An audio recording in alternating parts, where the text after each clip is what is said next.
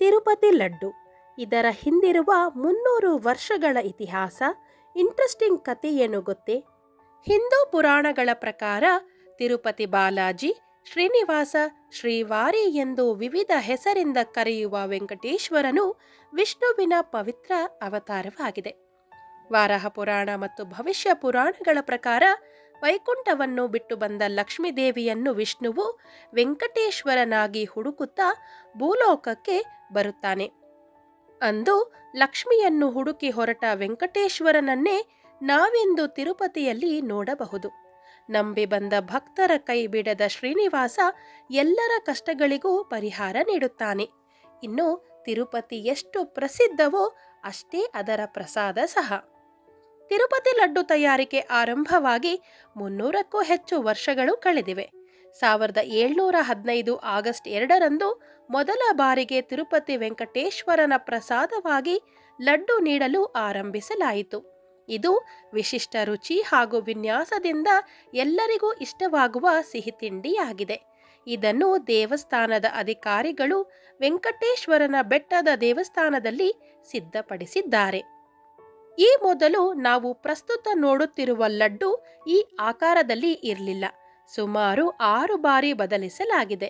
ನಂತರ 1940ರ ಸುಮಾರಿಗೆ ಮದ್ರಾಸ್ ಸರ್ಕಾರದ ಅಡಿಯಲ್ಲಿ ಅದರ ಪ್ರಸ್ತುತ ಆಕಾರವನ್ನು ಪಡೆದುಕೊಂಡಿದೆ.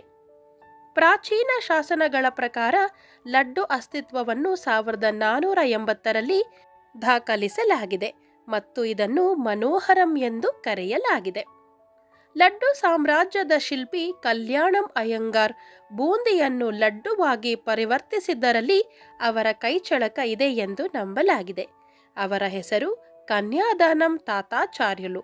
ಸದ್ಗುಣಗಳು ಮತ್ತು ನಮ್ರತೆಯ ಮೂರ್ತ ರೂಪದಂತಿದ್ದ ಅವರು ಕಿರೀಟವಿಲ್ಲದ ರಾಜನಂತೆ ಇದ್ರು. ಅವರ ದೈವಿಕ ಕೊಡುಗೆಗಳ ಸಾಮ್ರಾಜ್ಯದಲ್ಲಿ ಹಲವಾರು 100 ಮಂದಿ ಕೆಲಸ ಮಾಡುತ್ತಿದ್ದರು.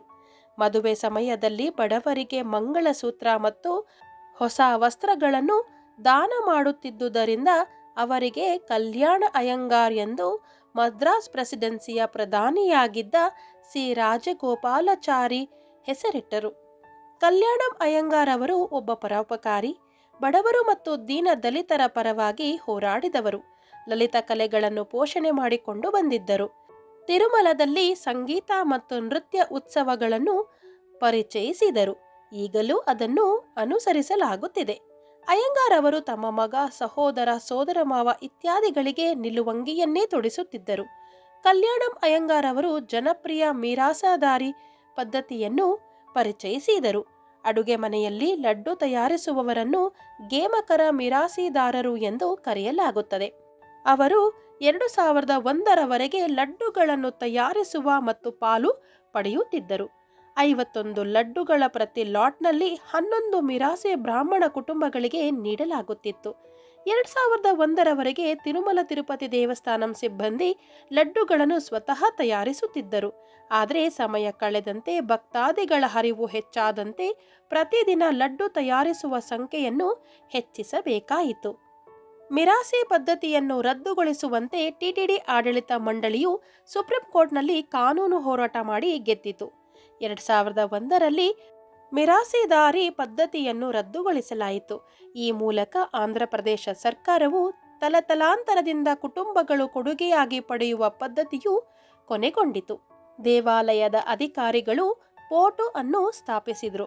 ಇದನ್ನು ಸಾಮಾನ್ಯವಾಗಿ ದಿ ಲಾರ್ಡ್ಸ್ ಕಿಚನ್ ಎಂದು ಕರೆಯಲಾಗುತ್ತದೆ. ಅಲ್ಲಿ ಪ್ರಸಾದವನ್ನು ಉರುವಲುಗಳಿಂದ ತಯಾರಿಸಲಾಗುತ್ತದೆ.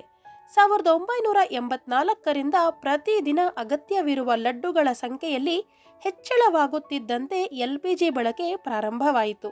ದಿನಕ್ಕೆ 1 ಲಕ್ಷ ಲಡ್ಡುಗಳ ಸಂಖ್ಯೆ ಹೆಚ್ಚಿದ್ದರೂ ಇತ್ತೀಚೆಗೆ ಅಡುಗೆ ತಂತ್ರಜ್ಞಾನ ಅಳವಡಿಕೆಯಿಂದ ಕೇವಲ 150 ಅಡುಗೆಯವರು ಮಾತ್ರ ಕೆಲಸ ನಿಭಾಯಿಸುತ್ತಿದ್ದರು. ಆದರೆ ಲಡ್ಡುಗಳ ಸಂಖ್ಯೆ ಭಕ್ತರ ಬೇಡಿಕೆಗಿಂತ ಕಡಿಮೆಯಾಯಿತು. ಆದ್ದರಿಂದ ಪ್ರತಿದಿನ 70,000 ಲಡ್ಡುಗಳನ್ನು ತಯಾರಿಸಲು ಮತ್ತೊಂದು ಅಡುಗೆ ಮನೆಯನ್ನು ಸಿದ್ಧಪಡಿಸಲಾಯಿತು. ಈ ವಿಶೇಷವಾದ ಲಡ್ಡು ಪ್ರಪಂಚದ ಶ್ರೀಮಂತ ಹಿಂದೂ ದೇವಾಲಯದ ಭಾಗವಾಗಿದೆ. ಅಲ್ಲದೆ ಹೆಚ್ಚು ಬೇಡಿಕೆ ಇರುವ ಪ್ರಸಾದ ಎಂದರೆ ಸಹ ತಪ್ಪಾಗಲಾರದು. ಸರ್ವಂ ಶ್ರೀಕೃಷ್ಣಾರ್ಪಣಮಸ್ತು.